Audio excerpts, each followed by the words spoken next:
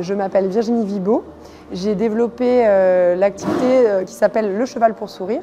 Et cette activité consiste à accueillir des personnes avec des handicaps plus ou moins lourds, qui peuvent être handicap mental, moteur, voire polyhandicap. Je m'appelle Pauline Lardet, je suis monitrice éducatrice. Ça va faire maintenant 9 ans que je travaille à l'EMP Chaillot. Et le projet d'équithérapie, on l'a mis en place avec ma collègue il y a maintenant 8 ans.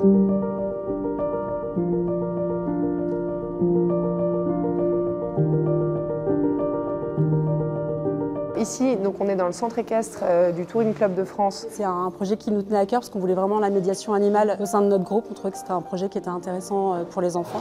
Le but premier, c'est vraiment de pouvoir apporter à ces enfants et ces adultes un moment de plaisir et de bien-être avant tout, qui vont s'adapter en fonction des demandes et des handicaps. On accueille des enfants qui ont entre 10 et 13 ans, qui ont des troubles du développement et qui ont des difficultés d'apprentissage. Il y a beaucoup d'apaisement en fait sur le dos du cheval ou du poney. La bascule du bassin, elle va permettre de réguler la production de cortisol, qui est une hormone que les personnes autistes ont justement trop importante. Et cette hormone, elle est plutôt l'hormone qu'on peut produire en cas de dépression, donc c'est une hormone négative.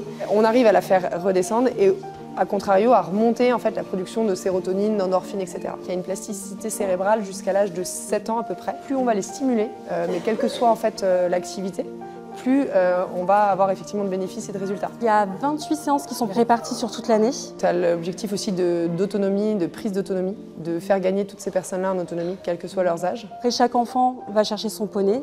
Et après, quand on arrive au centre équestre, ils pensent leur poney. Donc tout ce qui est le travail de lien et dans la relation avec leur poney.